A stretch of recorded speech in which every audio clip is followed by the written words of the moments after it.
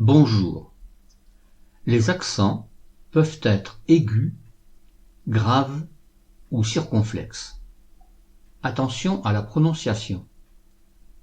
On ne trouve des accents aigus que sur la lettre E et ils se prononcent alors E. On trouve des accents graves sur la lettre E, mais aussi, dans certains cas, sur les lettres A et U. Sur la lettre E, il se prononce alors E. L'accent circonflexe se place sur la lettre E et se prononce E.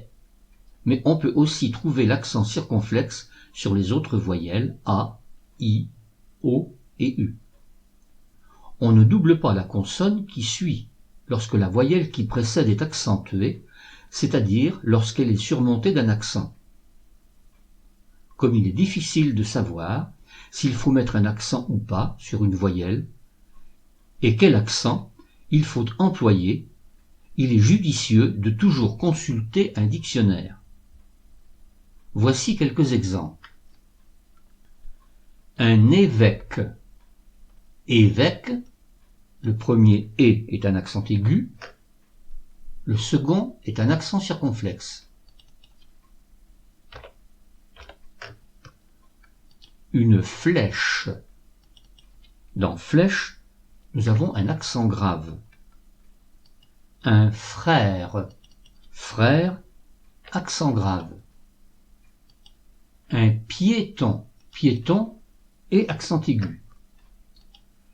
L'exécution. Exécution et accent aigu. Le solfège. Solfège, E accent grave.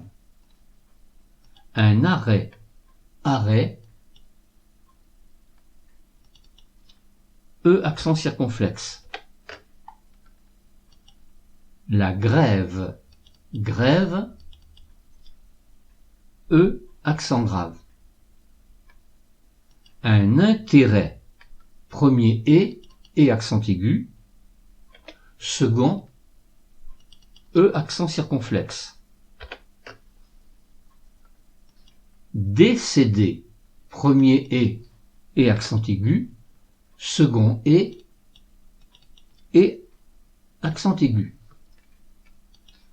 Un élève. Élève, premier et accent aigu. Second et accent grave. La mêlée. Mêlée, premier et accent circonflexe. Second et accent aigu.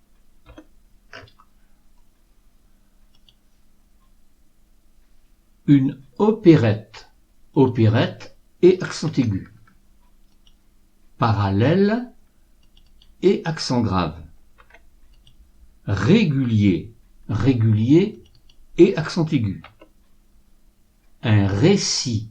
Récit et accent aigu. Un vêtement. Dans vêtement, E accent circonflexe. Et enfin, une enquête. Enquête, E accent circonflexe.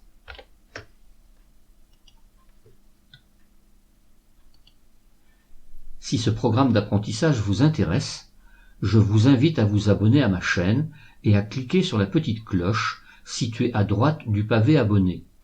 Vous serez ainsi averti lors d'une mise en ligne d'une nouvelle vidéo.